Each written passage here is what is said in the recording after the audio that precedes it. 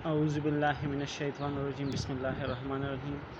तो हमने पिछले 4 लेक्चर्स में कम वेश 4 लेक्चर्स में जो है ना हमने सारा एएनएस पढ़ लिया था। इसमें हम पढ़ेंगे एएनएस की समरी, यानी एएनएस के जितने ड्रग्स थे उनकी समरी के बारे में पढ़ेंगे, समराइज़ करेंगे उन ड्रग्स को और थोड़ा इंट्रो देंगे ईच ड्रग के बारे में, ताकि आपके जहन में जो है ना सारे ड्रग्स बैठ जाए। तो एएनएस की समराइज़ ऐसे हुए हैं कि एएनएस को हमने डिवाइड किया है 2 टाइप्स ऑफ ड्रग्स में। एक वो ड्रग जो कि सिंपैथेटिक एक्टिविटी पे एक्ट करेंगे, सिंपैथेटिक स्टिमुलेशन करेंगे या सिंपैथेटिक एक्टिविटी पर एक्ट करेंगे। एक वो है जो कि पैरासिम्पैथेटिक एक्टिविटी पर एक्ट करेंगे।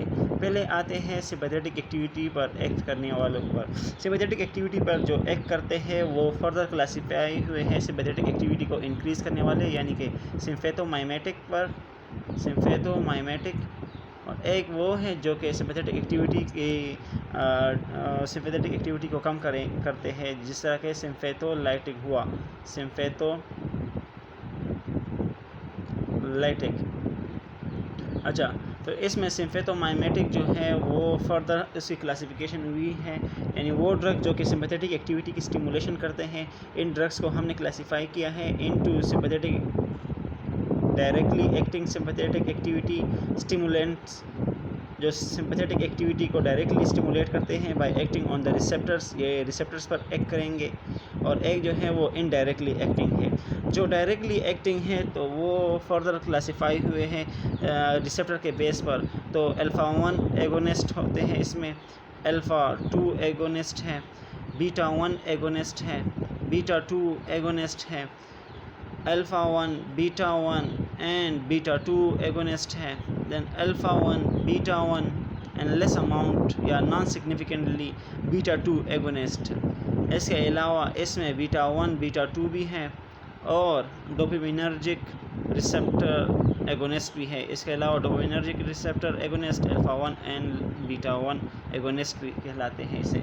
अच्छा, तो इसमें जो नंबर फर्स्ट वन है अल्फ़ा 1 एगोनिस्ट, इसमें फिनाइल एफिरीन का नाम आता है, फिनाइल एफिरीन। अल्फ़ा 2 का नाम है क्लोनिडीन। अल्फ़ा 1 एगोनिस्ट जो कि फिनाइल एफिरीन है, ये अल्फ़ा 1 की स्टिमुलेशन करते हैं, तो इनकी जो एक्टिविटी है वो है वेज़ोकंस्ट्रिक्टिव एक्टिविटी, क्योंकि अल्फ़ा 1 रिसेप्टर मौजूद होते हैं ब्लड वेजल्स में, आर्ट्रियोल्स में या वेंस में। अल्फ़ा 2 जो है वो प्री साइनेप्टिकली मौजूद होते हैं। तो क्लोनिडीन इनमें जो एगोनिस्ट है, एक्सोजीनस सब्सटेंस, वो है क्लोनिडीन। क्लोनिडीन अल्फ़ा 2 रिसेप्टर पर एक्ट करेंगे प्री साइनेप्टिकली, और ये जो है नॉरएपिनेफ्रिन की रिलीज़ को रुकवाते हैं। तो ये एक्चुअली ये तो है एगोनिस्ट, लेकिन ये in term of its action it comes under the sympatholytic drug, क्योंकि नॉरएपिनेफ्रिन की एक्टिविटी, नॉरएपिनेफ्रिन की रिलीज़ को जो है ना रुकवाते हैं या उन्हें कम प्रोड्यूस करते हैं। अच्छा, इसमें बीटा 1 एगोनिस्ट है, तो बीटा 1 एगोनिस्ट में डोब्यूटामीन है। डोब्यूटामीन का जो काम है वो हार्ट पे क्या होगा, हार्ट पे simply positive chronotropic and positive inotropic, यानी कि ये कॉन्ट्रैक्टिलिटी भी ज़्यादा करेगा और इसके अलावा फोर्स ऑफ कंट्रैक्शन भी ज़्यादा करवाएगा। तो हार्ट पे इसका इफेक्ट जो है ना ज़्यादा होगा, हार्ट की जो है ना ये स्टिमुलेशन करेगा। बीटा 2 एगोनिस्ट जो है सल्ब्यूटामोल और सल्मेट्रॉल। सल्ब्यूटामोल तो सिंपली आते हैं वेंटोलिन एक्सपेक्टोरेंट, इसके अलावा इसके जो ड्रॉप्स भी होते हैं जो कि एज इनहेलेंट यूज़ होता है। ये बीटा 2 एगोनिस्ट है, इसका जो एक्शन है वो रिस्पायरेटरी सिस्टम पे है। ये बीटा 2 एगोनिस्ट है तो ये रिस्पायरेटरी सिस्टम की स्टिमुलेशन करेगा और ये डायलेशन ऑफ दी ब्रोंकाई करेगा। अल्फ़ा 1 बीटा 2 इसमें जो है एपिनेफ्रीन आता है। एपिनेफ्रीन जो अल्फ़ा 1 बीटा 1 और लेस अमाउंट ऑफ बीटा 2 या नॉन सिग्निफिकेंटली बीटा 2 है, नॉन सिग्निफिकेंटली, तो इसमें जो है नॉर एपिनेफ्रीन है। नॉर एपिनेफ्रीन इस केस में आता है। एपिनेफ्रीन और नॉर एपिनेफ्रीन जो है ना इनमें आता है। इसके अलावा एपिनेफ्रीन का जो काम है वो तो हार्ट पे भी इसका फंक्शन है, क्योंकि बीटा 1 रिसेप्टर उधर मौजूद है। इसके अलावा इसका फंक्शन लंग्स पे भी है और वेजल्स पे भी है। हार्ट पे इसका फंक्शन पॉजिटिव इनोट्रोपिक क्रोनोट्रोपिक होगा, वेजल्स पे इसका वेजोकंस्ट्रिक्टिव एक्शन होगा, और जो ब्रोंकाई है बीटा 2 रिसेप्टर उनकी डायलेशन करेगा। तो इस वजह से ये आस्थमा में भी यूज़ होता है। प्रोफाइलेक्टिक शॉक, एनाफाइलेक्टिक शॉक उस केस में भी दिया जा सकता है। इसके अलावा ये एनेस्थीसिया में भी एपिनेफ्रीन की एडमिनिस्ट्रेशन होती है before giving anaesthesia as it cause vasoconstriction of the local site and before applying the anaesthesia when anaesthesia is applied so anaesthesia remain at that site for a long period of time and show its action in a better way. अच्छा, norepinephrine है तो नॉरएपिनेफ्रीन जो है alpha 1 beta 1 और less amount of beta 2 या non significantly beta 2 पे act करेंगे। Beta 1 beta 2 का जो है वो आइसोप्रोटीनोलॉल है, आइसोप्रोटीनोलॉल ये बीटा 1 बीटा 2 है। इसके अलावा जो डोपामिनर्जिक रिसेप्टर और अल्फा 1 बीटा 1 है इसमें डोपामीन का नाम जो है पेश है। तो ये सर्टन थे किसके बारे में, सिम्पैथोमाइमेटिक ड्रग्स के बारे में डायरेक्टली एक्टिंग। इसके जो इनडायरेक्टली हैं, इनडायरेक्टली एक्टिंग सिम्पैथोमाइमेटिक या एगोनिस्ट जो है इसमें नाम आते हैं सिमिलरली द रीअपटेक ब्लॉकर्स ये नॉरएपिनेफ्रीन रीअपटेक ट्रांसपोर्टर इनकी जो है ना ब्लॉकेट करते हैं। इसमें जो है ना जो कोकेन आता है, कोकेन इसकी इरिवर्सिबली ब्लॉकेट करते हैं, परमानेंटली इसकी ब्लॉकेज कर लेता है, जिसकी वजह से नॉरएपिनेफ्रीन जो है ना वो रीअपटेक नहीं होगा, तो नॉरएपिनेफ्रीन क्लेफ्ट में ज़्यादा रहेगा और इसका एक्शन ज़्यादा होगा। इसके अलावा इसमें जो सेकंड नंबर पे है वो है mouse blocker, mono amino oxidase blocker. तो माउस ब्लॉकर जो है ये प्रिगिलिन, इसमें नाम आता है प्रिगिलिन। ये जो है ना मोनो अमाइनो ऑक्सीडेज की ब्लॉकेज करते हैं, जिसकी वजह से डोपामीन की चॉपिंग नहीं होगी, डोपामीन ज़्यादा से ज़्यादा नॉरएपिनेफ्रीन में कन्वर्ट होगा, नॉरएपिनेफ्रीन ज़्यादा से ज़्यादा रिलीज़ होगा, तो सिंपली सिंपैथेटिक एक्टिविटी ज़्यादा होगी। Number third one is simply the tyramine and amphetamine, tyramine and amphetamine. ये क्या करते हैं, इट सिंपली इंक्रीजेज द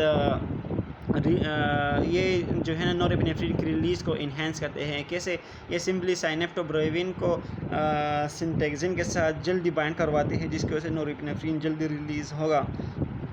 और इसके अलावा इसमें एक TCA है, ट्राईसाइक्लिक एंटी डिप्रेसेंट ड्रग्स है। इसमें जो है ना सिंपली एस्क्लिटोप्राम आता है, एस्क्लिटोप्राम। ये जो है सिंपली सेरोटोनिन रीअपटेक इनहिबिटर के तौर पर यूज़ होता है, और ये भी रीअपटेक इनहिबिटर मतलब कि जिस तरह कोकेन एक्शन करता है इसका ये भी है, लेकिन ये रिवर्सिबल है। तो ये सर्टन थे किसके बारे में, सिम्पैथोमाइमेटिक ड्रग्स थे। जो सिम्पैथोलाइटिक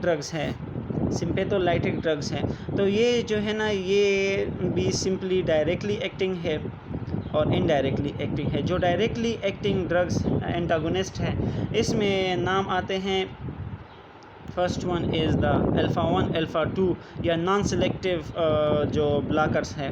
नॉन सेलेक्टिव ब्लॉकर में जो है ना फिनॉक्सीबेंजामीन है, फिनॉक्सीबेंजामीन एंड फेंटोलामीन है।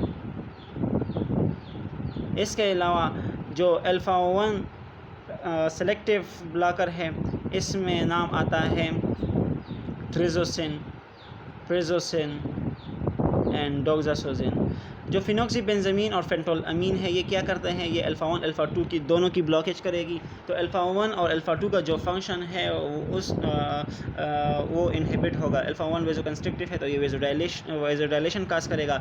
इसके अलावा अल्फ़ा 2 का फंक्शन क्या था कि ये प्री साइनेप्टिकली ब्लॉक करेंगे, तो इसकी वजह से नॉरएपिनेफ्रीन की जो है ना वो रिलीज़ ज़्यादा होगी, क्योंकि अल्फ़ा 2 की स्टिमुलेशन नहीं हो पाती, जिसकी वजह से नॉरएपिनेफ्रीन इनहिबिट नहीं होगा, उसकी रिलीज़ इनहिबिट नहीं होगी, तो इस वजह से नॉरएपिनेफ्रीन ज़्यादा से ज़्यादा रिलीज़ होगा। तो उसकी वजह से अल्फ़ा 1 का जो फंक्शन था वो किस तरह था कि ये वेजोडाइलेशन इफेक्ट है, तो एंटी हाइपरटेंसिव के तौर पर इस्तेमाल होता है। एंटी हाइपरटेंसिव उसका जो है ना क्राइटेरिया है, लेकिन इसका जो फंक्शन हार्ट पे क्या था, नॉरएपिनेफ्रीन की रिलीज़ ज़्यादा करवाता है। तो नॉरएपिनेफ्रीन जो है ना अल्फ़ा 1 अल्फ़ा 2 पे तो काम नहीं कर सकेगा, लेकिन बीटा 1 बीटा 2 तो प्रेजेंट है, उसकी वजह से बीटा 1 और बीटा 2 की स्टिमुलेशन होगी और इसके साइड इफ़ेक्ट जो है ना वो खुल के सामने आएंगे। तो इसमें फिनॉक्सीबेंजामीन इरिवर्सिबल है और जो फेंटोलामीन है ये रिवर्सिबल है। तो फिनॉक्सीबेंजामीन का जो साइड इफ़ेक्ट्स है वो for longer period of time जो है ना चलते रहते हैं। ट्रिजोसिन और डोक्सासोजिन जो है ये क्या है, ये अल्फ़ा 1 एंटागोनिस्ट है, सेलेक्टिव। ये अल्फ़ा 1 ब्लॉकर्स करते हैं तो ये वेज़ोडाइलेटरी इफ़ेक्ट इनका है।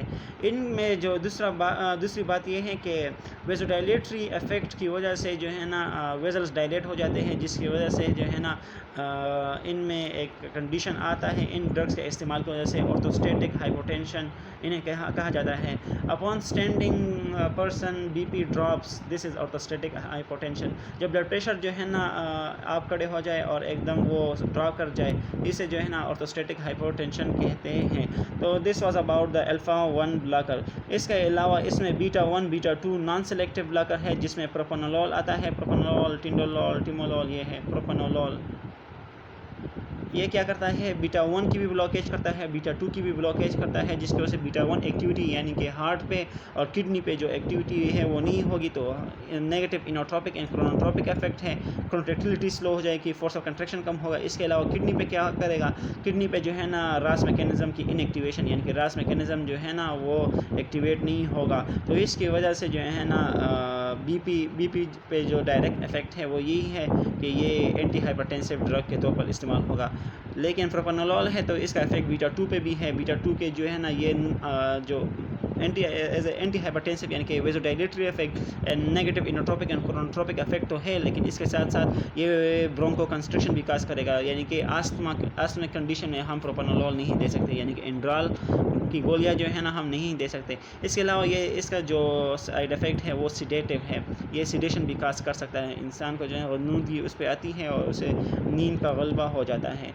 इसके अलावा बीटा 1 जो ब्लॉकर है, बीटा 1 सेलेक्टिव बीटा 1 ब्लॉकर, इसमें मेटोप्रोलॉल है, एटिनोलॉल है, ये नाम है। तो बीटा 1 ब्लॉकर्स जो हैं ये सिंपली बीटा 1 रिसेप्टर की ब्लॉकेज करते हैं। बीटा 1 रिसेप्टर की ब्लॉकेज की वजह से जो है ना इसकी स्टिमुलेशन नहीं हो पाएगी, तो हार्ट पे इसका इफेक्ट क्या होगा कि negative inotropic and negative chronotropic as well as RAAS mechanism की इनहिबिशन हो जाएगी, तो इसकी वजह से जो है ना ब्लड वॉल्यूम कम हो जाएगा, तो हार्ट की जो कंट्रैक्टिलिटी है वो नहीं हो सकेगी, तो फोर्स ऑफ कंट्रैक्शन कम होगा। तो ये सारे इफेक्ट्स जो है ना लीड करते हैं ब्लड प्रेशर, कार्डिक आउटपुट को कम करने के लिए। तो कार्डिक आउटपुट जब कम हो जाता है तो as a anti hypertensive drug ये यूज़ होगा। इसके अलावा इसमें बीटा 1 ब्लॉकर में जो बेस्ट वन एग्जांपल है, यानी कि जो मोस्टली यूज़ होता है, पोटेंट ड्रग है, वो है नेबिवोलोल। नेबिक्स के नाम से ये आता है नेबिवोलोल। ये जो है ना वेज़ोडाइलेटरी इफेक्ट इसका मौजूद है, और ये जो है नाइट्रोजन ऑक्साइड की प्रोडक्शन करता है। जब ये किसी वेजल्स पे एक्ट करे, नाइट्रोजन ऑक्साइड जो है ना वो वेज़ोडाइलेशन काज करता है। There is all about the sympathetic drugs directly acting. इसमें एक इनडायरेक्टली एक्टिंग है, इनडायरेक्टली एक्टिंग सिंपैथोलाइटिक ड्रग जो है, सिंपैथोलाइटिक ड्रग है। तो इसमें सिंपली मिथाइल टायरोसिन है। मिथाइल टायरोसिन ये जो है ना टायरोसिन के साथ कम्पिटिटिव इनहिबिशन करता है, टायरोसिन को जो है ना कन्वर्ट नहीं कर पाता डोपामीन में, तो इसकी वजह से नॉरएपिनेफ्रिन की रिलीज़ जो है ना वो डिक्रीज़ हो जाती है। Second one is the reserpine. Reserpine जो है ये वेजिकुलर ट्रांसपोर्टर ब्लॉकर है। जो वेजिकुलर ट्रांसपोर्टर है उसे ब्लॉक करता है, जिसकी वजह से डोपामीन बाहर ही रह जाता है, वेजिकल्स के बाहर ही रह जाता है, और माउस एंजाइम उन पे एक्ट करके उनकी डिस्ट्रक्शन करवा देता है, जिसकी वजह से जो है नॉरएपिनेफ्रिन की क्वांटिटी कम होगी वेजिकल में और उसकी रिलीज़ भी कम हो जाएगी, तो सिंपैथेटिक एक्टिविटी डिक्रीज़ हो जाएगी। इसके अलावा number third one is simply the guanadrel या ग्वानिटिडिन है, ब्रिटिलियम ग्वानिटिडिन। इसमें जो है ना ये ब्रिटिलियम भी इसे कहा जाता है, या ग्वानिटिडिन और ब्रिटिलियम जो है ना ये दो ड्रग्स हैं। इनके जो एक्टिविटी है वो भी सेम टू सेम है। ये सिंपली जो साइनेप्टोब्रेविन है उस प्रोटीन को जो कि वेजिकल्स में मौजूद होता है, और वो सिंटेक्सिन के साथ बाइंड करता है, जिसकी वजह से बर्स्टिंग और नॉरएपिनेफ्रिन होती है, उसमें सर्टन चेंजेस लाता है, जिसकी वजह से साइनेप्टोब्रेविन जो है वो नहीं बाइंड कर पाता सिंटेक्सिन के साथ, और नॉरएपिनेफ्रिन की रिलीज़ जो है ना वो रुक जाती है। इसके अलावा last one is the alpha methyl dopa. Alpha methyl dopa क्या काम करता है? अल्फ़ा मिथाइल डोपा ये सेम सारा पाथवे कवर कर लेता है, यानी कि जिस तरह नॉर्मल जो पाथवे है नॉरएपिनेफ्रिन का के टायरोसिन कन्वर्ट होता है डोपा में, डोपा कन्वर्ट होता है डोपामीन में, डोपामीन जो है ना नॉरएपिनेफ्रिन में, नॉरएपिनेफ्रिन रिलीज़ कर देता है। अब ये अल्फ़ा मिथाइल डोपा जो है ये क्या करेगा, ये कन्वर्ट हो जाएगा alpha methyl tyrosine alpha methyl dopa जो है ना कन्वर्ट हो जाएगा अल्फ़ा मिथाइल डोपामीन में अल्फ़ा मिथाइल डोपामीन जो है ना वेसिकुलर ट्रांसपोर्टर के ज़रिए वेसिकल्स के अंदर चला जाएगा, इधर ये कन्वर्ट हो जाएगा alpha methyl norepinephrine. Alpha methyl norepinephrine का जो एक्शन है वो अल्फ़ा 2 रिसेप्टर पे ज़्यादा है, तो ये इट एक्ट्स लाइक क्लोनिडीन, और ये सेंट्रली एक्टिंग ड्रग्स में भी आते हैं। इसका जो एक्शन है वो आप पढ़ेंगे as a anti hypertensive drug.